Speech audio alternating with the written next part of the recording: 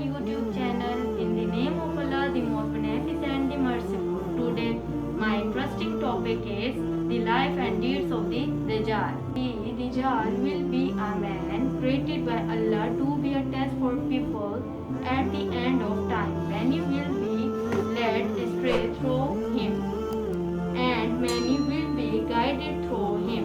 Only the sinful will be led astray. Al-Hafiz Ibn Ali Al-Abar wrote in his book History Al-Tariq that the Dajjal kunya, nickname of paternal title, will be Abu Yusuf. Abu Bakr said, the Prophet said, the Dajjal parents will remain childless for 30 years. Then a one-eyed child will be born to them. He will be very bad and will cause a great deal of trouble. When he sleeps, his eyes will be closed, but his heart or mind will still be active. Then he described his parents. His father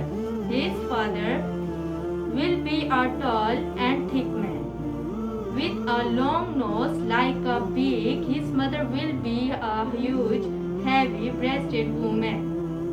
Abu Bakr said, we heard that a child had been born to some of the Jews in Medina. Al-Zubair ibn al-Awam and I won't see his paw and found that they matched the description given by the Prophet. We say the boy lying in the sun covered with a blanket, murmuring to himself. We asked his parents about him, and they said, we remained childless for 30 years. Then this one-eyed boy was born to us. He is very bad and causes a great deal of trouble. When we went out, we passed the boy. He asked us, what were you doing?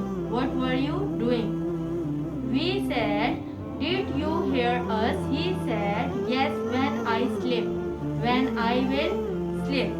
My eyes are closed, but my mind is still active. That boy was Ibn Sayyid Ahmad at Tirmizi. This hadith is not very strong.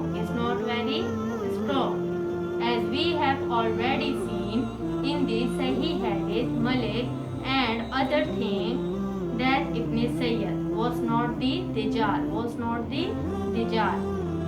He was one of a number of lesser Dajjal. Later he repented and embraced Islam. Allah knows best his heart and deeds.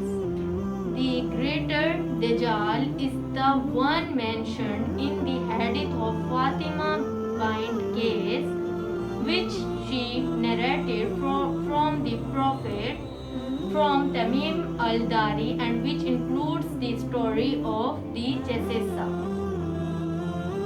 The Dajjal will be permitted to appear at the end of time. After the Muslims have conquered a Roman city called Constantinople, he will first appear in Isfahan, in an area known as the Jewish Quarter al-Yahudi.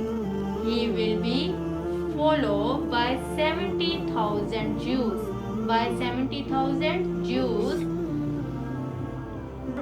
from that area, all of them armed. 70,000 Tatars and many people from Khurasan will also follow him. At first, he will appear as a tyrannical king. Then he will claim to be a prophet, then a Lord, only the most ignorant of men will follow him. The righteous and those guided by Allah will reject him.